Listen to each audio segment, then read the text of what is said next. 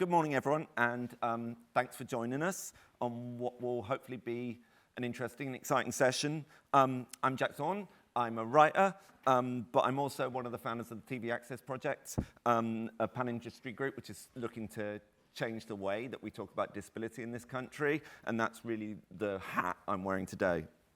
I'm delighted and thrilled that Sir Chris Bryant has agreed to join us today.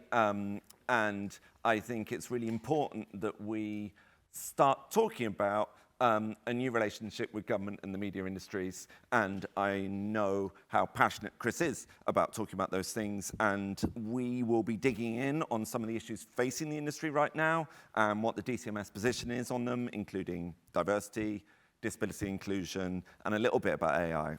Now, for each section of our talk, we've got a question prepared from an industry expert to pose to Chris, but we'll also be opening up the floor to questions from you lot.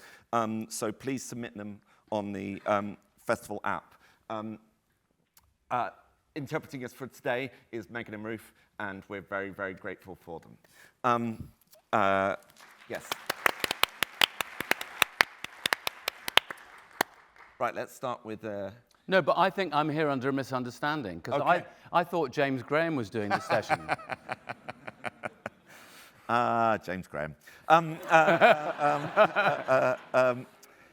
can't remember who... Oh, no, I could do that for an hour, couldn't I, basically, yeah.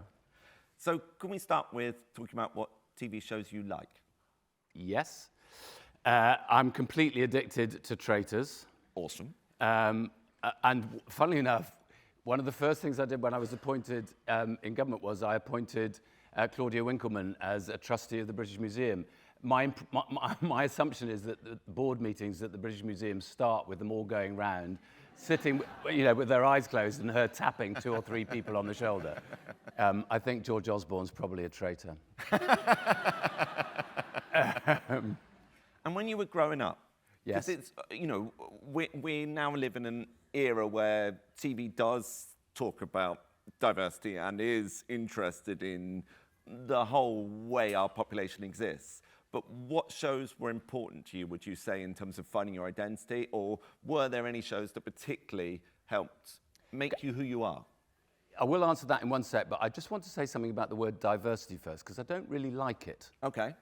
I much prefer the word panoply.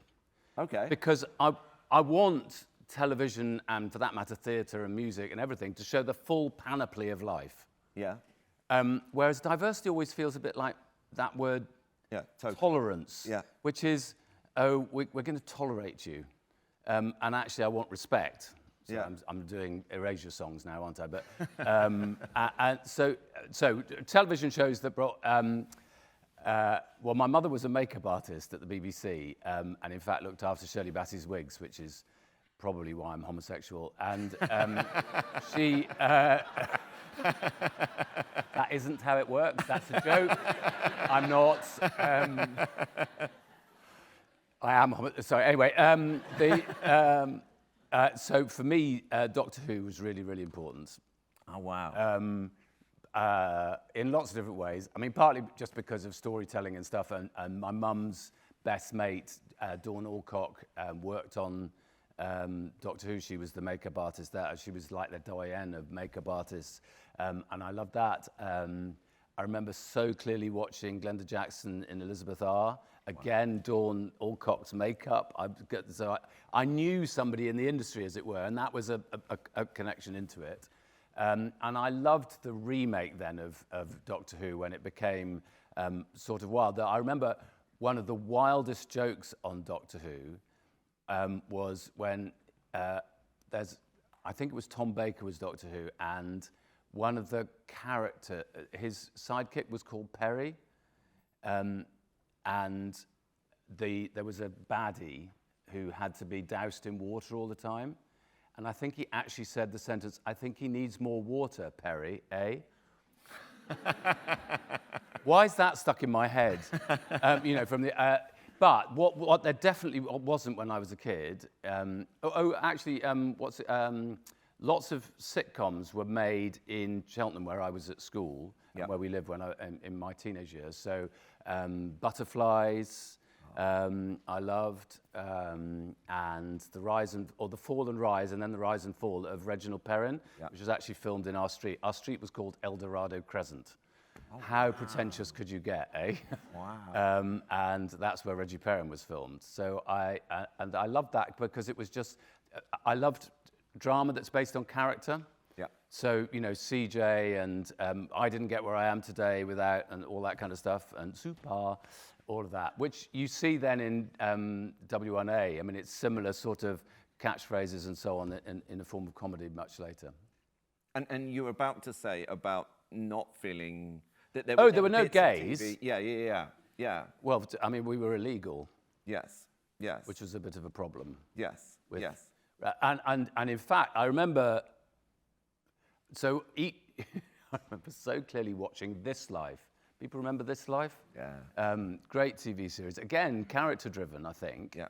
And I'm not sure whether I'm allowed to say this bit, but it was Tanita Tikaran's brother, I think, was playing Ferdy. Yeah. And the sexy plumber. And they have anal sex. And I just remember seeing this on television and shouting through to my boyfriend in the other room, "They're having anal sex on the BBC!" And it was, this is terrible. Ministers aren't meant to say these things, are they? So, but it was just really important to me because it meant, you know, sorry, this is going to sound like my world is all about that. But it just felt as if people like me were represented and we existed. Yeah, and that's the whole reason that TAP was set up. You know, that we were set up because during COVID, the world decided to sort deaths into two, those we care about and those we don't. And the underlying health condition deaths, it became such a heavy sort of set of words that sat on top of disabled people's heads and seemed to govern government policy at the same time too. And we came about because there was a lot of us that were very angry about that and tried to challenge that and thought that TV can and should make a difference. You want to see that whole panoply, and you only get to see that whole panoply if you actually have people writing the stuff and telling their stories. Yes. And for that matter, commissioners then commissioning stories from people who have stories to tell which, you know, show that full panoply of life. Exactly, and like you say about your mum, you know, it's not just the writers, it's also the makeup artists, it's also the costume people, it's also the props, it's everyone that has authorship on a show. If we can change who are those people that are authoring those shows, then maybe we can create a situation in which our country isn't quite as savage towards disabled people. Completely, and not least because, there's a clunky version of showing that whole panoply, which is that you suddenly go, oh my God, we've not met our quota, right, that police officer's now got to be X. And you go, well, I mean... I've been in those meetings, I'm sure. Yeah. And I mean, that drives me insane. And it drives you insane as a viewer watching it, because you know what's happened. Yeah. I mean, we're not stupid. Well, we are fairly stupid, but or at least I am. But it's so frustrating when it happens, because you want it to be woven through. So that's why I must have watched more murders in my life than is good for anybody, because that is what a lot of the drama that I watch at home is. I mean, well, it's all that you're offered, at the moment, or a lot of it is what. There's a lot of it, but Code of Silence I really enjoyed, because it seemed to me that was a story that where it was intrinsic to the story. Yes. The disability was intrinsic to the story, and I mean, I'm also very. Bryony Arnold, who produced it, just there. I'm also excellent, brilliant. We loved it, and maybe that was unleashed and made possible because of Strictly. Yes. And you know, that extraordinary TV moment. Yes. Which, you know, everybody enjoyed. But I mean, I want to throw a bit of a challenge to newspapers too. Yeah. Because how they report television is important. I mean, it seems extraordinary that Ulrika Johnson, whom I love, you know, was, complained about the first kiss on Coronation Street, gay kiss on Coronation Street, in 2003. Wow. Okay, I didn't know that. Yes. So I want to say, everybody who starts piling in and go, oh, television's all gone woke and all this kind of stuff. No, it's just about we want the full panoply. Yeah. Because we all live in the full panoply, if you see what I mean. Why wouldn't all of that be reflected? And I know it's difficult sometimes with some forms of disability because obviously lots of forms of disability are unseen, are invisible. I have quite significant hearing loss, and incidentally, I'm also conscious that parliamentarians lecturing about this subject isn't great. Parliament is the worst building in Britain, I would argue, for disabled access. It's not just wheelchair access. It's almost impossible for Tanny Gray-Thompson to get from one end of the building to another end of the building. But actually the lighting in Parliament is shockingly bad across nearly everywhere. You can hardly read anything unless you've got a torch with you. And likewise, the sound in all the committee rooms, it's almost impossible to hear. Now, we've done stuff for loops and all the rest of it, but we're not very good exemplars. Right, right. Is that going to change? It must. It must. And indeed, well, I mean, I don't want to get into the whole restoration and renewal of the Palace of Westminster, but we need to change all of those things. So I'm just hesitant about us lecturing other people. No, we're all on a journey. We're all on a journey, and TV's on a journey, and Parliament's on a journey, and everyone's on a journey. We just need to be pushing people on that journey as fast as possible. And like you say about Code of Silence, there was also Billy Major's amazing reunion. There was Kyla Harris's We Might Regret This. There was all sorts of shows that are now challenging disability norms, and it's a good thing. There needs to be a lot more of it. Yeah. So let's. And incidentally, sometimes when we do history shows, we leave out the disabilities that some of our historical figures suffered as well. Yes. Lord Halifax, for instance, is very rarely portrayed as somebody who didn't have a full second arm. I mean, and you go, well, why is that kind of left out of the story? I didn't even know that. And so on, and so on. Yeah. Let's jump to a question from Bryony Arnold, already introduced to the world. And dog. There we go. So this is from her. We were hugely optimistic when the Labour Party came to power, as the manifesto stated you would commit to tackling the backlog in access to work and improve the scheme's responsiveness, and Labour would support disabled people into employment. However, what we have observed in the past year has been a decline in provisions and response time for access to work applications. Is the Labour Party still committed to supporting disabled individuals in work? Yes, we are. And I mean, a lot of the work that Angela Rayner is doing through her Rights to Work programme and the legislation that we've introduced is seeking to tackle that.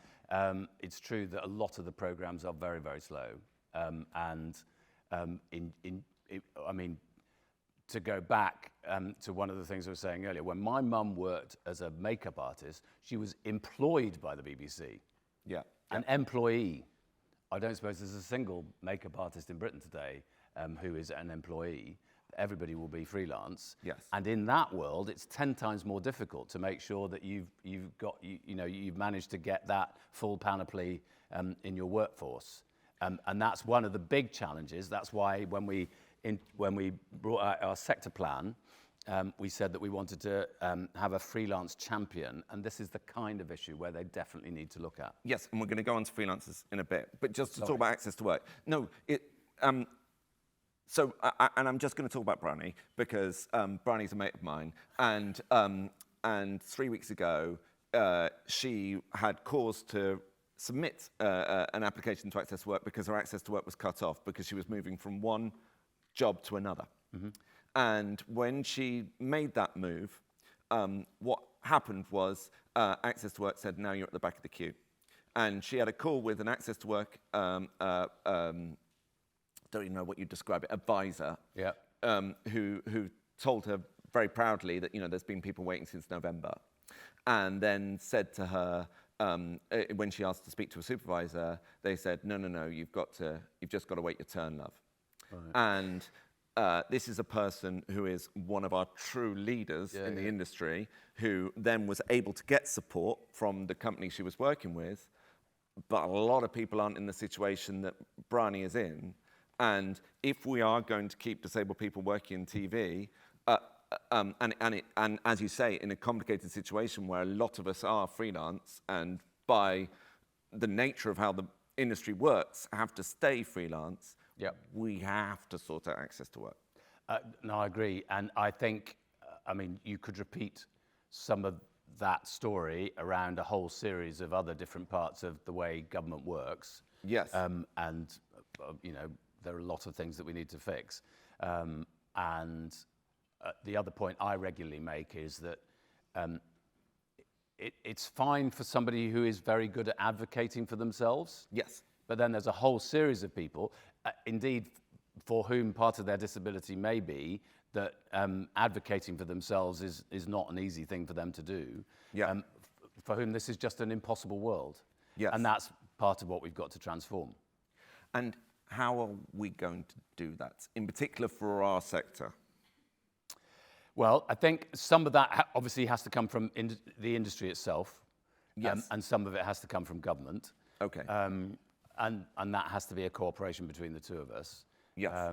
And I'm not sure that. So we in DC, the other bit that needs to happen, to be honest, is that government needs to work with government. Yeah. So we in DCMS, we're a tiny department. We've got 1,000 civil servants, something like that. It's a tiny department, tiny budget, etc. But we try to punch above our weight. That's a really bad phrase, actually. But we try to be more effective in terms of being the glue that makes other governments work more effectively. Yeah. And this is one of the areas where we need to do that better. Because with all this PIP stuff, right, and with the way that the government were pretty determined to make those PIP cuts, the thing that was said was, we want to get more disabled people into work. Yeah. If access to work isn't functioning, then you can't do that. Then you can't do exactly. that. And that's why, when I've spoken to Alison McGovern, who's the minister responsible, one of the things that she is very keen to say is we need to front load the business of getting all of these elements right before we can talk about anything else. But I'm conscious that just as an MP in South Wales, in the Rhondda and Ogmore, I'm conscious that we have a historic legacy of people having to rely on a variety of sickness benefits to be able to work at all. We need to make sure that those enable people to work rather than make it more difficult for them to work. One of the things that I've said for a very long time is if somebody has a much more secure income staying on benefits rather than going into work, then that's just not going to work for anybody. Yes. And so one of the things I liked about the proposals that we had earlier this year was this idea that you'd be able to try going into work, and if it didn't work, it didn't mean you'd lost everything that you'd been able to apply for previously. Yes, totally hear you. How can we as an industry help that journey? Because just to say about how what TAP has been, this journey that TAP's been on in terms of the industry, and the industry's been remarkable, really remarkable, and we've got access pots that are available for every company that are working in the industry to fill that bit in, that fill the requirements that disability gives in terms of budget requirements that disability gives, so that people, if you employ a disabled person, it doesn't cost you anything more because the industry is paying the difference. Yeah. But that sometimes takes the form of when you're working with a deaf artist and the deaf artist gets 4 days of interpreter, and then the 5th day is not provided on access to work, that sometimes is us doing what feels like the government's job. Yeah. So what can we do to make a noise to help you, make changes to access to work? Well, I'm very happy to be the champion within DCMS on behalf of that. Thank you. Wherever that needs to be. Because both Lisa, Nandi and I would be passionate, as I say, going back to my word about the panoply, we want to make sure that you've got that full panoply in the storytelling that we have in the UK. I mean, I know this is about film and TV, we're here, but I would say exactly the same applies in theatre, and for that matter in publishing and a whole series of other storytelling. Even more in theatre, where very few of the stages are actually fit for purpose when it comes to disability. So, we need to help in all sorts of different ways where theatre is concerned. Absolutely. So I'm very happy to act as a kind of champion in that. Thank you. the bit I have to just issue a bit of caution about, and Yes. I want to be absolutely straight with everybody, is in case anybody hadn't got the memo, money is tight in government, and we're constantly making decisions about, right, is this a priority, is this a priority, is this a priority? We can't fund everything. I hear that. So that is tough. But there's something slightly weird about budgets, and correct me if I've got it wrong, right? In that the welfare budget is allowed to expand exponentially, but access to work is capped. That the money available for access to work is capped, which means people are accepting cuts because of the way that the structure of money works. Is that right? I think you need Ali McGovern to answer that question rather than me. Sorry. Okay. No, thank you. I'm straying beyond my area of expertise, No. and whilst MPs are very happy to talk about things they don't know anything about, I'm slightly reluctant. No, awesome. Thank you. All right, let's move on to a question from Miranda. So Miranda Wayland is our amazing head of the Creative Diversity Network. She wants Creative Panoply Network. and she talks about our latest data highlighting ongoing challenges to equitable representation both on and off screen. And these challenges have been compounded by increased scrutiny in the US around diversity initiatives, which has led to a visible rollback by many US-owned companies operating here in the UK for fear of US reprisals. And the UK government, she says, has so far been slow to respond to this shift. And CDN would like to understand what is the government's commitment to ensure DAI efforts are not eroded in the UK, and what concrete, tangible measures, whether tax incentives, investment, or other interventions, potentially during the BBC Charter renewal, which was a big question at MacTaggart last night, will be put in place to safeguard progress and ensure that the creative industries meet their obligations under the Equality Act of 2010. I feel like there's 7 questions in there. Yes, there is a lot of questions in that one. So if I just very briefly do charter renewal, Yes. For which I'm not responsible for within the team. Obviously, that will be led by Lisa Nandy, but Yes. We hope that we'll be able to get terms of reference out later on this year. Great. Obviously, the future of the BBC, and I would argue the whole of public service broadcasting, is vital to the whole of our creative industries across the UK. You've got to have production budgets enough to be actually able to make some British programming that reflects British interests and so on. And we've made that difficult. The industry's made that difficult by, we are more expensive now than we used to be. So we're trying to adjust to that too. Jane Tranter has explained this to me several times. And I think it's good that we've got the audiovisual tax reliefs and so on. We've always got to keep those under review just to make sure that they're truly effective in doing what we want. I think that the new tax relief for independent film will make a difference as well in this in this area. But look, we've got to have a proper strategy for public service broadcasting across the next 15, 20 years in the UK, and that's what Lisa's going to be starting the work on later on this year. Secondly, going back to my diversity panoply sort of argument, my fundamental point is that we, the UK, are a family. Yes. And just as in every family, you've got one person who's slightly irritating because they just bang on about one thing all the time, and there's somebody who needs a little bit of help because they're just perhaps beginning to suffer from dementia, and you've got somebody else who has some other physical disability, and so on and so on, and you've got a family relationship which isn't going very well. So, and if a big family is going to have that whole panoply, you want that whole panoply on television and on the theatre and in the books that you can buy in a bookshop and all the rest of it. And so we are completely and utterly committed to that. Great. And then the next question, I suppose, was sort of about our relationship with the United States of America. Yeah, and I suppose it's how to protect, because we as an industry are dealing with huge international companies, right? Yeah. And those international companies behave in their own ways. Yeah. And they might be responsive to what the US government is doing. And then how do we protect our industry from being infected by the impulses that's coming across the ocean? Yeah, and we know that film and television is fundamentally, and high-end television in particular, is fundamentally an international thing. I mean, yes. And I think that some politicians in the world, I'm going to put this very carefully, don't seem to fully understand that. No. But one of the things I've been trying to achieve in the UK is, yes, it's great that the streamers do make fabulous stuff here and lots of wonderful films made here.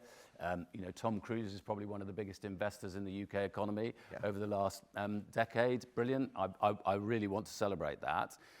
But I don't want everything that is made in the UK, all the IP, simply to go back to the west coast of the United States of America. I'd like us to have some IP that remains here, so that we can continue making investments and have strong UK production companies, which also make stuff which maybe sometimes is specifically made for a UK audience as well as for a wider audience.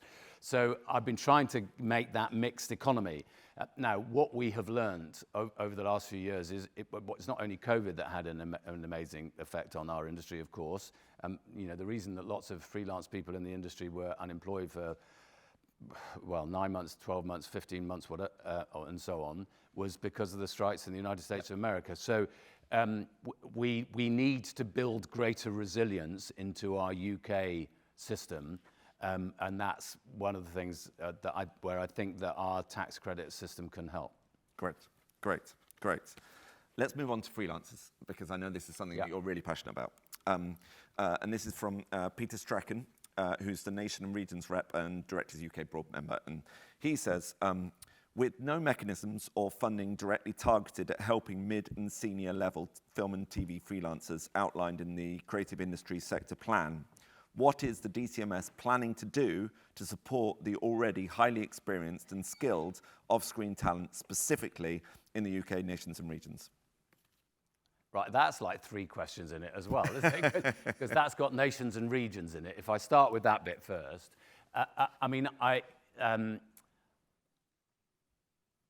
want...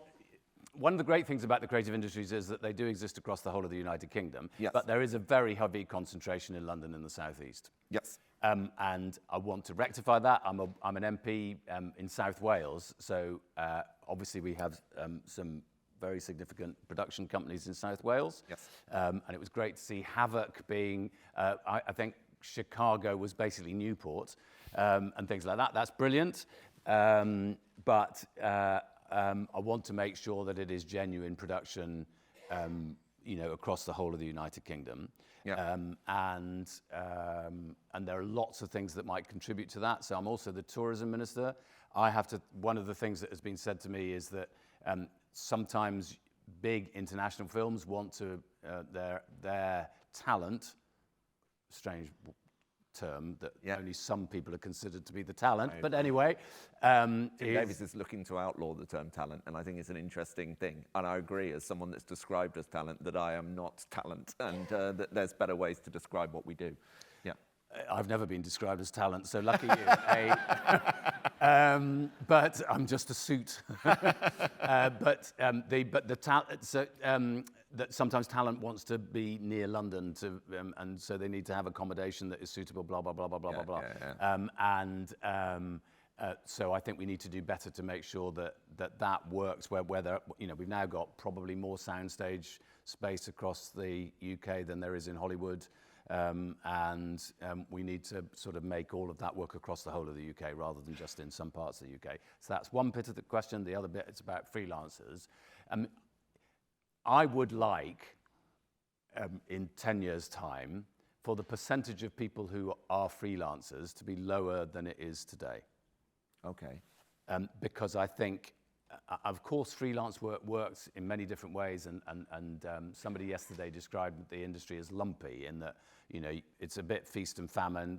Suddenly you'll have 6 months of really well-paid work, and then you won't have anything for 4 months, and then you'll have another chunk of work and so on. And lots of things are project-based and all the rest of it. But the more that you can guarantee secure income to people, I think the more resilient we end up making the industry. And it's also better for underrepresented groups, very much so. Yes.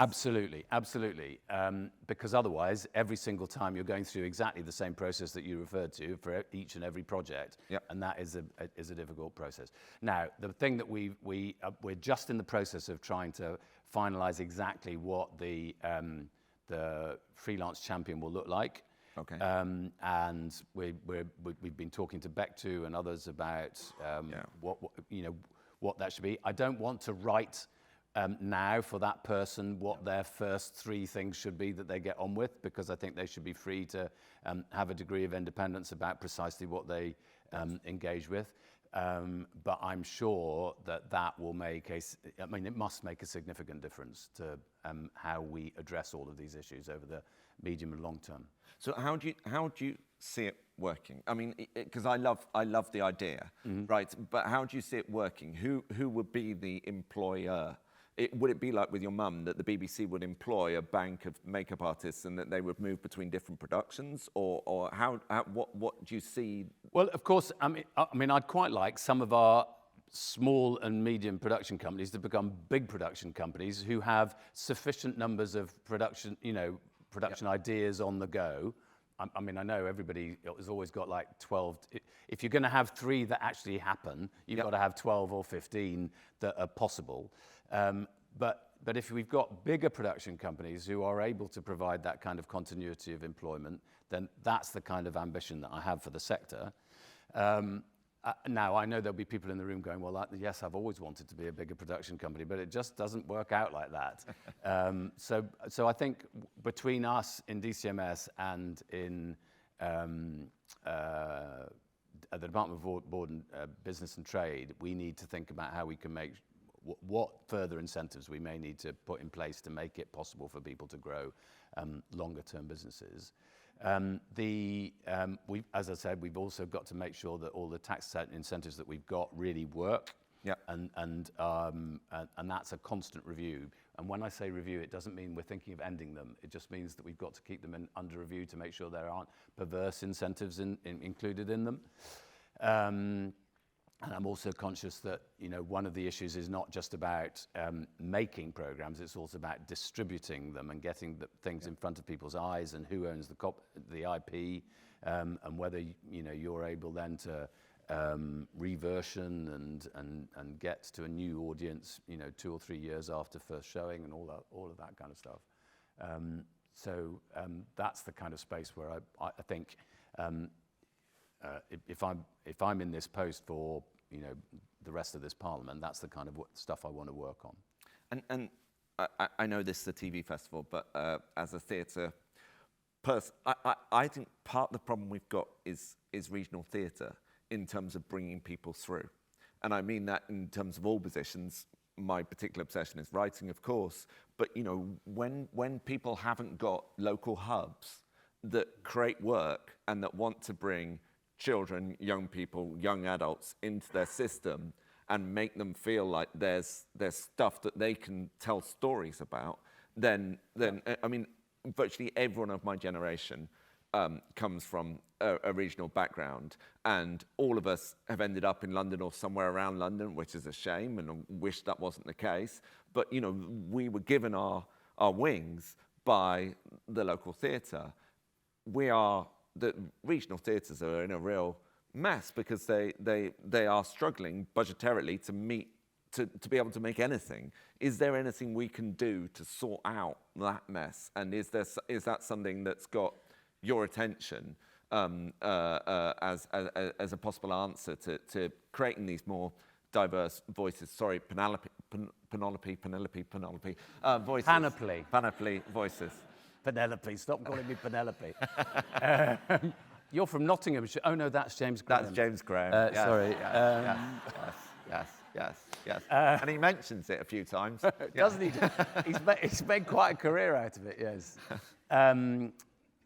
Well, actually, I think it starts with creative education in every single school. Ah, Wicked. Great. I didn't like the film Wicked. Sorry, even though it's got Jonathan Bailey in it. No, I think because, I mean, it's partly personal to me that I think that creative education, whether it's acting or singing or dancing or art or whatever it means, it's about self-expression. And lots of our kids today who haven't had those opportunities in schools, which many of us would have had 40, 50 years ago. Yep. And every single school, private school provides, incidentally, Yep. because they know it makes a difference. They don't get those chances to flourish because they just don't end up with that degree of self-confidence. So absolutely essential to our project as a government is to get creative education in every single school. Yes. And that's going to need, and then another bit for me is I want to make sure that the whole of the creative industries have a plan for getting kids from very ordinary backgrounds to consider a career in them, because the creative industries are our economic future. They're not just a nice add-on. They're not a pretend career. They are a proper career, but we need to make that a possibility for lots of kids for whom it isn't. You can't only think of a career in screen if your parents were in screen as well. Yeah. So there's that. And then the other bit, which you were referring to, which is about theatre. I love theatre. I'm very passionate about theatre. I go to theatre a lot and would do even if I wasn't the Minister for the Arts. I was in the National Youth Theatre when I was a kid, and that was a really important part of my formation as a wonderful organisation. And I argue that in the creative industries, you have the very commercial end, advertising, marketing, architecture, publishing, and so on. And then you have the subsidized end. But it's an ecosystem. Yeah. You don't get, how many films and stage shows and so on have sprung from a book? Yep. I think probably now the most successful UK musical in history is Les Mis. Yep. Originally put on by the Royal Shakespeare Company, subsidised at the Barbican. Yep. I was there on the first night, October the 2nd, 1985. Wow. I want to make those connections, because one of the things that has happened terribly over the last, I could use 14 as an example of a number of years, but the investment from local authorities into local theatres and local arts has diminished dramatically, and that is a significant problem for us. Yes, and I like the fact that there's lots of solutions going on about how we fix our local authorities in terms of bringing more money in, and I know there's lots of radical ideas being We thrown need around. to do that, but we also need to unleash a much greater sense of philanthropy in the UK into the arts, and not just, it's great when we get a major donation to the National Gallery or the Tate or whatever, but I also want to say, what about the whole of the UK? Yeah. And sometimes, I don't know that we've made that as easy as it might be for people to be able to give to their local arts organisations. Great. How much time have I got left? 20 minutes. I'm all right. Okay. So this is from Jane. Tranta. Yes, exactly. It's not all about Jane. And this is not, unfortunately, we do not have a slide of this, but everyone knows what Jane looks like. There's inevitably been a lot of talk so far across the festival, both on panels and amongst delegates, about the funding crisis currently hitting some areas of British TV. Yeah. You have rejected the idea of a streamers levy and have been quoted as downplaying the likelihood of any changes to our current UK HETV tax credit of 25%, saying that it's very competitive with the rest of the world. But our independent production sector practitioners reject the idea that that it remains competitive with many other countries offering far higher tax credits. And whether or not a raised tax credit is the answer to our funding crisis, we know something needs to be done to protect some of our UK homegrown distinctive programming on the public service broadcasters. What is your thinking about how government can help with this? Well, Jane has lobbied me privately on this as well, so I don't know. Yes, she's now doing it publicly. Yes, I'm aware. Well, she also said it all to the Culture, Media and Sports Select Committee, so I'm not sure that we're breaching any confidentiality here. Look, I'm not seeking to make an announcement by the next sentence, but I have already said that we will, of course, always keep the tax credits under review to make sure that they are as effective as they possibly can be. Yes. We've already considered the issue of whether we're going to do a streaming levy, and we're not going to do that. And what's the logic for that? What's the logic for not doing it? I can't remember. There was a very long paper that came up to me which went on and on about it, and I read it, and I thought, yeah, no, you're right. but I can't remember the argument at all. Okay. I think the fundamental assumption is, look, as I said earlier, we want to get a mixed economy. I love the fact that the streamers and the big Hollywood houses make lots of shows in the UK. That is great. Yes. I don't just, as I said earlier, I want a mixed economy. I also want us to be making our own stuff, and I want. I think I've quoted this several times, but Heartstoppers, which originally sprang from a graphic novel. Graphic novel, yeah, that's the word, thank you. And I think is Seesaw Productions. Yep. We had The King's Speech and all that kind of stuff, Ian Canning and so on.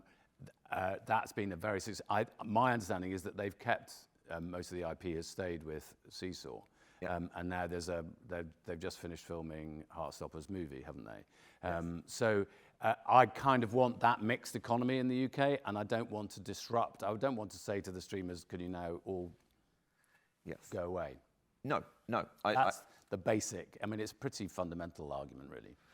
And I'm very invested in streamers staying in the UK, and I've done very well out of it. But I do think there is a possibility that you could bring Netflix into that discussion, or you could bring the streamers into that discussion, and there could be a way that they are part of a levy that gives them some control over how the money is spent, and that there might be some sort of interesting solution to that could involve them and not chase them away, but actually encourage them to be part of what the UK landscape and what we're trying to make here.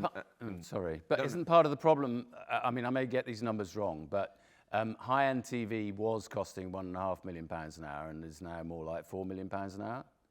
No, I don't think it's quite that much. And I think there's lots of people that are trying to find ways to answer the question of, the extreme cost of an hour of TV, and are trying to find interesting ways. But it definitely is a problematic amount that is making it very difficult for interesting stuff to be made. Yeah, and in the end, the single biggest, I mean, I'd love to go back to 2012 and have been the minister and have pushed forward the idea that we were going to have a UK streamer that was going to be better than Netflix, but that would have involved some courageous decision from ministers, which wasn't taken back then.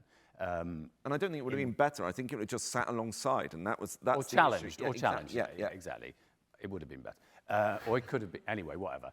My point is that my biggest anxiety is the state of public service broadcasting budgets. Yep.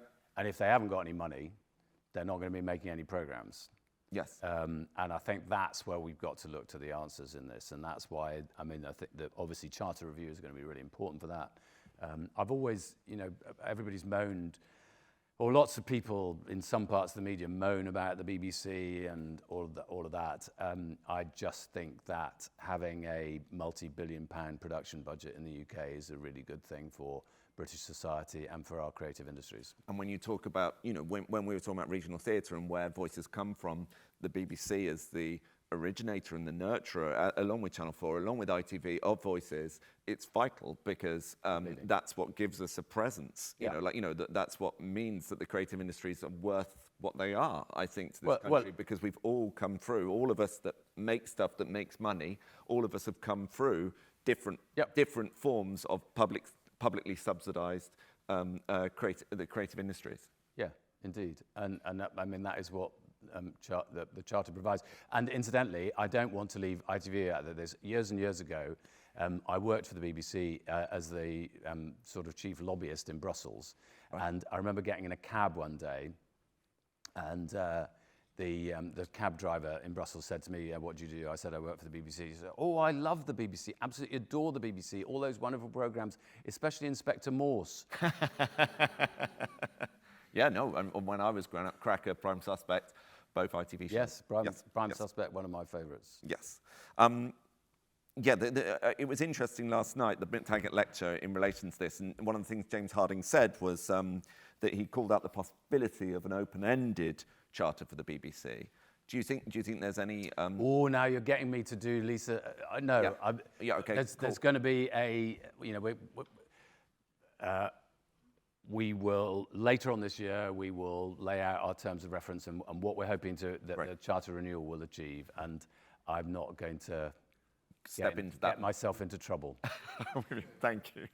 I'm in enough trouble already, I think, for my story about this life. But anyway, it's just rattling around in my head.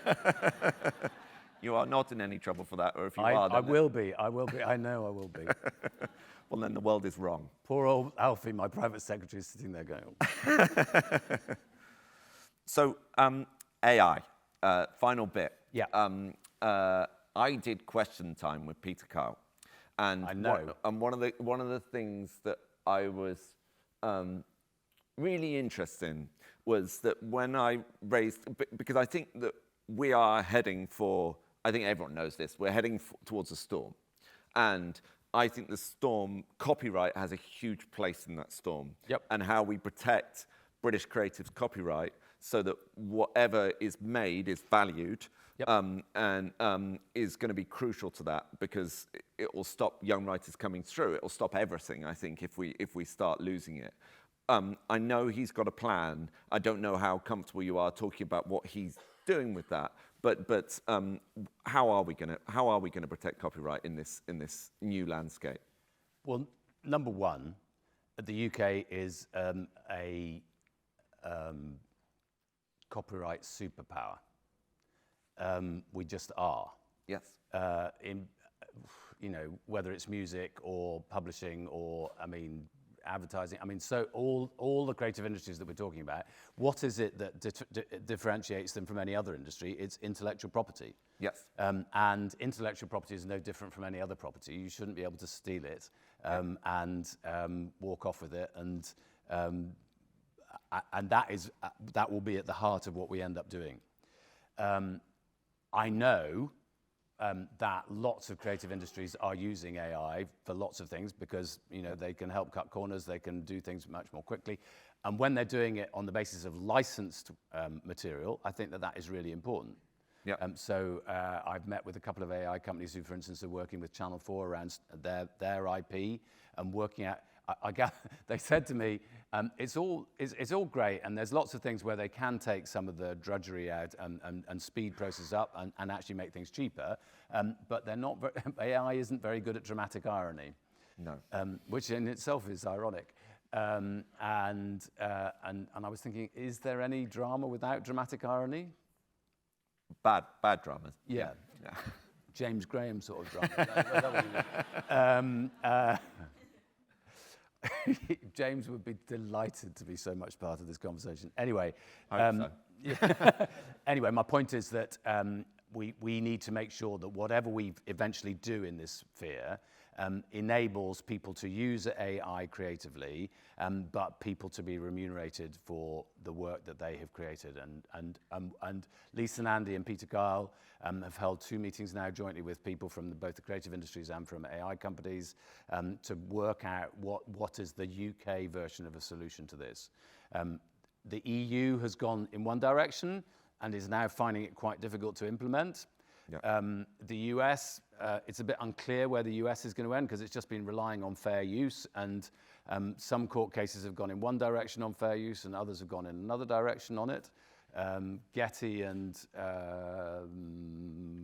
Stability, no, I can't remember which AI company it was. They settled in the end.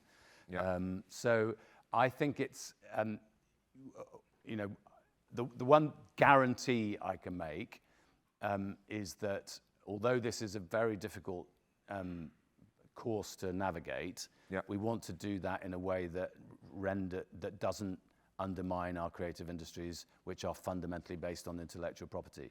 The bit that is more difficult is inputs. The bit that is easier is outputs. So when somebody produces something which is based on a combination of Jack Thorne and James Graham's works, yep, is it able to prove provenance? Yeah. And it's 40% you, and it's 40%, and it's 60% him, James, or whatever. It would be 60% James. Yeah. Well, as far as I can see, it's 100% the two of you. So, but anyway, the point is that that then you could be remunerated, and yep, so that's why I've tended to use this word provenance rather than some of the other words that have been used. But that's the kind of space that we're trying to get to. But I also say I know people are very skeptical about this because of the way we launched the consultation and so on, but if AI can do all these amazing things, it should be able to find a way of making sure that people are properly remunerated for the work that they produced. You would think. Yeah. I also think that AI is going to change over the next few years. So we've been all very concerned about general purpose large language models. I think in 2 or 3 years' time, that won't be what we're talking about. We'll be talking about proprietary AI systems. So, a production company will have their own AI with their own copyright material in it, and they will be using it. I was very struck when I went to see a video games company in Cambridge called Ninja Theory, who are exceptional company, produce lots of really good games, by several things. One, their top floor is all musicians, playing cellos and pianos and things. Their second floor down is people making arty things, which are then scanned and go into the games. Their ground floor is actors with bobbles on them and so on to create reality. And the bit where AI is making a significant difference for them is it's making it far more realistic. Right. So it's using very, very traditional things, but making them work in a video game setting and improving the quality of what they're producing rather than just getting rid of people's jobs. All those jobs that will still exist. Yeah. So okay. That's my Great. 2 penneth on AI. Thank you. How long have I got? I've got 8 minutes. I'm going to do the questions from the floor. Thank you for how generous you've been. It's really appreciated talking about it all. So the first question is from James Taylor-Tovey, who is the chair of Back2 Unscripted Branch and says, unscripted series have been struggling with fewer commissions and shrinking budgets. Yep. Talented freelancers are leaving the industry. How would Chris feel about extending tax credits to unscripted to give it a much-needed shot in the arm? I'm going to say the same sentence I said earlier. We've got to keep all of our tax credits under constant review to make sure that they're doing what they need to do. I'm not announcing that. That is not me, honestly, Rachel. That is not me announcing that we're doing something. Yep. But I mean, it's a decent point. There's also a decent point about distribution, I think, in relation to tax release. This is from Anonymous. The sector plan talks about training and bullying. What is being done to look at wider issues around well-being and retention of existing talent in light of shocking statistics about mental health that go far beyond bullying? So we've been very supportive of CISA, as a department, we are encouraging everybody to subscribe to and take part in and advocating that in the industry. It is again, one of the things I think the Freelance Champion will want to look at is all of those issues around mental health and for freelancers, because quite often you haven't got an HR company, organization to go to. You are your own director of HR and director of finance and everything else, and that makes for a difficult world, I think, in the industry. Which leads on to a question from the magnificent Ali Castle from Action for Freelancers, who says, we are currently experiencing a crisis for freelancers in our industry. Many people unemployed for unsustainable periods of time. And this particularly, of course, affects unrepresented groups. If you look at the figures, working class people are disproportionately reflected in those figures. How can the government support them in these uncertain times? Well, it's difficult for government to do all of that, I think. I mean, and I think the industry, in the past, it was a very hierarchical industry where basically the BBC and the head honchos at the BBC sort of ruled the roost, and I'm mixing my metaphors like nobody's business here, but and there was a kind of paternalistic approach, which worked, but now it's a much more it's a much more splintered sector, and that is much more difficult, I think. But that's why my challenge a bit is more to the industry to be able to do that. We have to recognise, I think, sometimes what government can't do. Stuff about streaming levy. The BBC, this is from Anonymous, the BBC recently announced long-running medical series Casualty will move to a new location based in Wales. Yay! How does Chris think they should use this opportunity to represent the panoply of life in Wales? I'm a trained writer. Do you remember George Bush could never say the word nuclear, could he? Oh, right. Which I think was probably a good thing. The nuclear, he was a nuclear family. Well, one of my anxieties as the MP for the Rhondda and Ogmore is that I never see, it's not just in drama, it's also on news. I never see my community represented unless we are the butt of a joke or we've died of a drug overdose. I mean, honestly. Right, yeah. And it's like sometimes, I'm going to get into trouble again.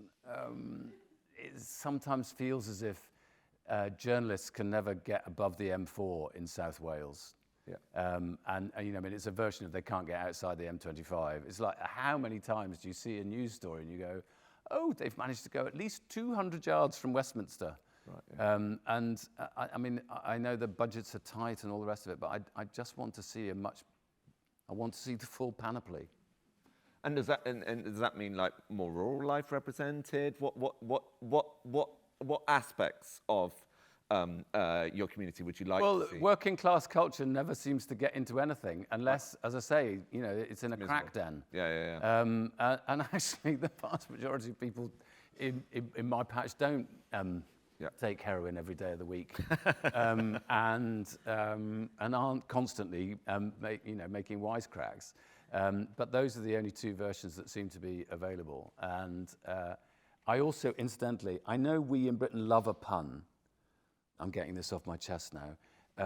But it really irritates me when news programs, journalists, every package, first of all, you have to have the anchor goes, this is a story about X, and then you have the package, which is the story about X, and then you have the person talking to the anchor who did the package saying, this is a story about X. So you have it 3 times, and you can, I've got it. I got it the first time you told it. But then they always have a pun in it. So they'll say, there is a wave of something, and then they'll literally show you a picture of a wave. And you go, honestly, what do you think? We're all idiots in this country. Yeah. You don't have to do a pun for every single image. I'm now trying to think of a pun to sum up the end of the session. I'm failing to do so. But it's the final countdown. You've been incredibly generous. Thank you very, very much for coming here. I thought I had to answer another question. Oh, do you have to? Oh, the 50 years question. Yes. Best drama. Sorry, yes. I'm going to do this. Yes. So it's British. What has been the best British drama? Is it drama or is it TV show? TV show. Sorry. Should be drama. What's been the best? What's been the best British TV show of the last 50 years? Brideshead Revisited. Yeah, awesome. The first one. Awesome. Thank you. And can I say why? Yes, please. Because it was character-driven. Yeah. It was extremely well acted. They spent money on the production, so there was more than one camera. You know, I mean, I'm bored with seeing scenes where there's clearly only been one camera doing the whole thing. You're all laughing now.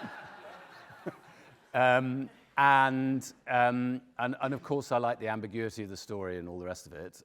And it used some phenomenally beautiful places. Yeah. But when I was at university on a Tuesday night, it was on a Tuesday, I think. Every single person at university went to watch it in the common room, and it's that kind of drama where a broadcaster goes, you know what, we're going to throw everything at this because we want to make it really, really well. Yeah. That's my ambition for UK high-end television. We're trying really hard. Very, very trying. Thank you very much.